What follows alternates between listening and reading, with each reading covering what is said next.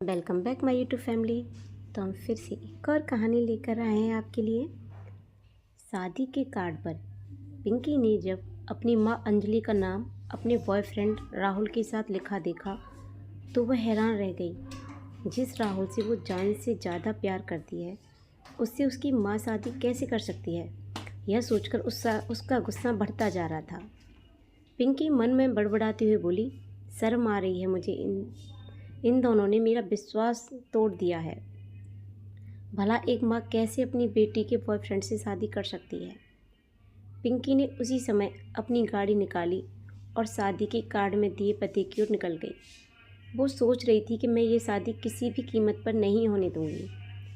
इसके लिए चाहे मुझे कुछ भी करना पड़े, किसी भी हद तक जाना पड़े।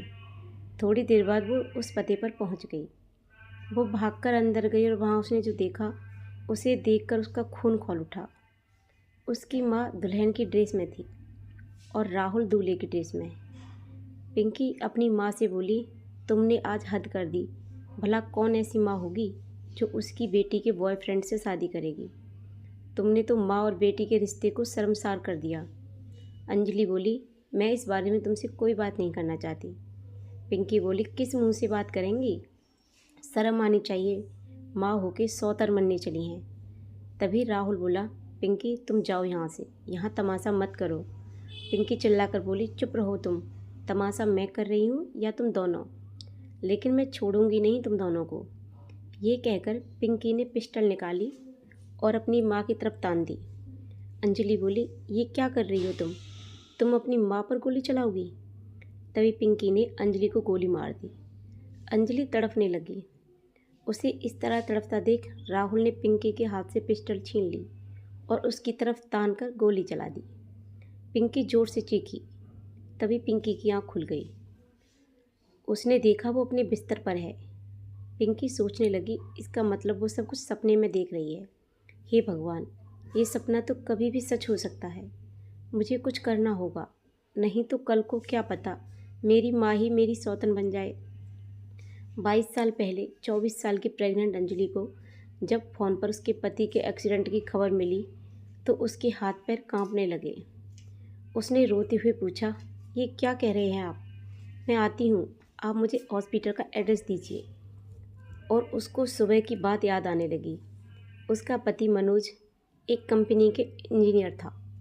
आज सुबह ही जब वो ऑफिस के लिए जा रहा था तो उसने अंजलि से कहा, अंजलि आज मैंने ऑफिस में छुट्टी के लिए बोल दिया है। अंजलि हंसते हुए बोली, अभी से। मनोज बोला, अब तो 1 महीने से भी कम समय बचा है बच्चा होने में। मैं चाहता हूँ कि मैं अब हर पल तुम्हारे साथ रहूँ, तुम्हारा और हमारे आने वाले बच्चे का ज़्यादा से ज़्यादा ख्याल रखूँ। मनोज की बात सुनकर अंजलि ज़ोर से हंसने लगी। मनोज ने भी मुस्कुराते हुए अपनी पत्नी को गले से लगा लिया। बातें सोचकर अंजलि की आंखों से आंसू नहीं रुक रहे थे। ऑटो में बैठी वो पूरे रास्ते यही सोचती जा रही थी कि हे भगवान, मनोज को ज़्यादा चोट न लगी हो और वो जल्द से जल्द ठीक हो जाए। वो हॉस्पिटल पहुंची, लेकिन उसका पति जो सुबह मुस्कुराता हुआ ऑफिस के लिए निकला था वो अब इस दुनिया से ही चला गया। वो अपने पति के शरीर से लिपटकर फूट फूट कर रोने लगी। बोली, मनोज आप तो मेरी डिलीवरी के लिए छुट्टी लेने वाले थे ताकि आप मेरा ख्याल रख सकें, अब कौन रखेगा मेरा ध्यान। अंजलि लगातार रोए जा रही थी। तभी उसे दर्द होना शुरू हो गया। उसकी हालत देखकर उसे तुरंत एडमिट कर लिया गया। हॉस्पिटल में उसने एक बच्ची को जन्म दिया। अपनी छोटी सी बच्ची को जब उसने गले से लगाया तो उसे एक अलग तरह का ही सुकून मिला। उस नन्ही सी बच्ची की आंखें बिल्कुल मनोज की तरह थीं। वो उसे प्यार से देख रही थी और उससे बातें कर रही थी। मेरी बेटी अपने पापा जैसी है। 24 साल की छोटी सी उम्र में अंजलि विधवा हो चुकी थी। उसकी गोद में एक नवजात बच्ची थी। रिश्तेदारों ने कहा कि वो दूसरी शादी कर ले, लेकिन उसने सबसे यही कहा, मैं अपनी बेटी को खुद पालूंगी। ये मेरे मनोज की निशानी है। नहीं चाहती कि मैं दूसरी शादी करूं और मेरी बेटी को सौतेले पिता के साए में पालूं। अंजलि पढ़ी लिखी थी। उसे एक कंपनी में नौकरी मिल गई। वो अपनी बेटी को अच्छे से पाल रही थी। समय चल रहा था। पिंकी अब 22 साल की हो चुकी है। अंजलि ने उसे उसकी माँ की तरह कम, एक दोस्त की तरह ज़्यादा पाला है। दोनों एक दूसरे से बहुत प्यार करते हैं। एक दिन अंजलि ऑफिस में थी, तभी पिंकी का फ़ोन आया। माँ, आज मैं कॉलेज से थोड़ा लेट हो जाऊँगी। अंजलि बोली, क्या बात है, कहीं जाना है क्या? पिंकी बोली, वो माँ, आज कॉलेज के बाद लंच का प्लान है, तो वहीं जाना है। अंजलि बोली, अकेले जाओगी? पिंकी बोली, नहीं मम्मी, अकेले नहीं, दोस्त के साथ जा रही हूँ। अंजलि बोली, कौन सा दोस्त? दोस्त का कोई नाम तो होगा। बोली, उसका नाम राहुल है, मेरे साथ ही पढ़ता है। अंजलि बोली, ठीक है, एक काम करना, ऑफिस के बाद मैं वहीं आ जाऊंगी और तुम्हें पिक कर लूँगी। उस दिन पहली बार राहुल अंजलि से मिला था। जब वो उनसे मिला तो वह कहीं से भी उसकी माँ नहीं लग रही थी। राहुल बोला, अरे आंटी, आप तो कहीं से भी पिंकी की माँ नहीं लगती हैं, आप तो इसकी बहन लगती हैं। अंजलि बोली, वैसे तुम दोनों दोस्त हो या उससे कुछ ज़्यादा। ये सुनकर राहुल थोड़ा सा सहम गया।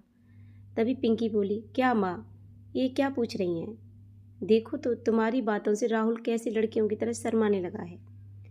राहुल को पिंकी की माँ से मिलकर बहुत अच्छा लगा। उनका खुला व्यवहार और दोस्तों की तरह बात करने की उनकी आदत ने ही राहुल के दिल में उनके लिए खास जगह बना ली थी। उस दिन के बाद जब भी वो पिंकी से मिलता, उसकी माँ के बारे में ज़रूर पूछता। पिंकी बोली, अरे आजकल तुम मेरी माँ के बारे में ज़्यादा पूछते हो, चलो तुम्हें घर ही ले चलती हूँ माँ से मिलाने के लिए। वह राहुल को लेकर घर आई। अंजलि उसे देखकर बहुत खुश हुई। फिर तो उन दोनों ने घंटों बातें की। राहुल को उनसे बात करना बहुत अच्छा लग रहा था। उसे पता ही नहीं चला कि कब रात हो गई। पिंकी बोली, आज तुझे घर नहीं जाना क्या? रात होने को आई। राहुल ने घड़ी देखी तो चौंक कर बोला, ओह, 9 बज गए। असल में आंटी इतनी प्यारी बातें करती हैं कि समय का पता ही नहीं चला। राहुल को अंजलि का साथ अच्छा लगता था। वो इसलिए भी उससे ज़्यादा प्रभावित था कि उसने अकेले ही संघर्ष करके पिंकी की परवरिश की थी। अंजलि की ये बातें उसे बहुत प्रेरणा देती थीं।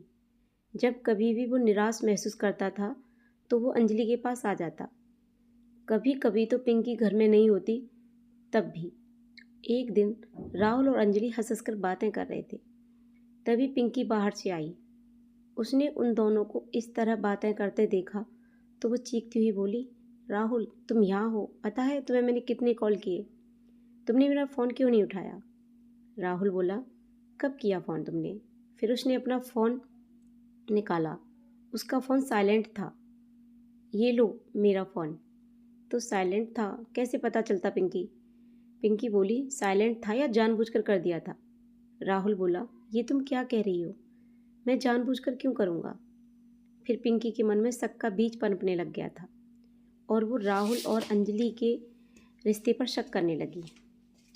अब जब कभी राहुल उससे उसकी माँ के बारे में पूछता तो वो उनकी बातों का कोई जवाब नहीं देती, यहाँ तक कि वो हर समय दोनों पर नज़र रखने लगी।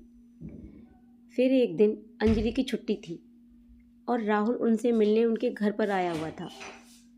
पिंकी उस समय कॉलेज में थी, लेकिन जब उसे राहुल कॉलेज में नहीं दिखा तो वो समझ गई कि वो उनकी माँ से मिलने ही गया होगा। पिंकी बोली, आज तो मैं इन दोनों को रंगे हाथ पकड़ कर रहूँगी, और अपने घर की ओर चल पड़ी। जब वो अपने घर पहुँची तो उसे राहुल और अपनी माँ की आवाज़ सुनाई दी। उसे बहुत गुस्सा आया। वो दरवाजे पर ही उनकी बातें सुनने लगी। अंजलि कह रही थी, बेटा, मैंने अपनी पिंकी को बहुत प्यार से रखा है। तुम तो जानते हो ना, जब वो मेरे पेट में थी तभी उसके पापा गुजर गए। उस समय मैं 24 साल की थी। लोगों ने मुझे बहुत कहा कि दूसरी शादी कर लो, लेकिन मैंने किसी की नहीं सुनी, क्योंकि मैं अपनी बेटी पर सौतेले पिता का साया नहीं पड़ने देना चाहती थी। मैं अकेली थी। ज़िंदगी में बहुत परेशानियां भी आईं, लेकिन उन परेशानियों की आँच मेरी बच्ची तक मैंने कभी नहीं पहुंचने दी। बेटा, मैं तुम्हारे आगे हाथ जोड़ती हूँ कि कभी भी मेरी बच्ची को कोई तकलीफ़ मत देना। तुम जानते हो, एक वही मेरे पति की निशानी है जिसे देख देख कर मैं जीती हूँ, नहीं तो मैं कब का टूट कर बिखर गई होती। राहुल बोला, आंटी आप बिल्कुल फ़िक्र ना करें, मैं अपनी पिंकी का बहुत ख्याल रखूँगा। उसकी ज़िंदगी में कभी कोई प्रॉब्लम नहीं आने दूँगा, ये वादा है एक बेटे का अपनी माँ से। बाहर खड़ी पिंकी ने जब ये सब सुना तो उसकी आंखें भर आईं। वो क्या सोच रही थी और क्या निकला। उसने जल्दी से दरवाज़ा खोला और अपनी माँ के गले से लिपट गई और बोली, आई मम्मी, मैं आपसे बहुत प्यार करती हूँ। अंजलि बोली, मैं भी तुमसे बहुत प्यार करती हूँ। और दोनों माँ बेटी गले मिल गईं। तो आप लोग बताना कि आपको ये कहानी कैसी लगी। अगर आपको ये कहानी अच्छी लगी हो तो प्लीज़ अच्छे अच्छे कमेंट करना, और आप हमारे चैनल पर नए हो तो प्लीज़ हमारे चैनल सब्सक्राइब करना, लाइक करना, शेयर करना, और ऐसी ही मज़ेदार कहानियों के लिए बनी रहिए हमारे चैनल पर। फिर मिलते हैं एक और वीडियो में एक और कहानी के साथ। तब तक के लिए thank you so much. Bye bye everyone. जय माता दी।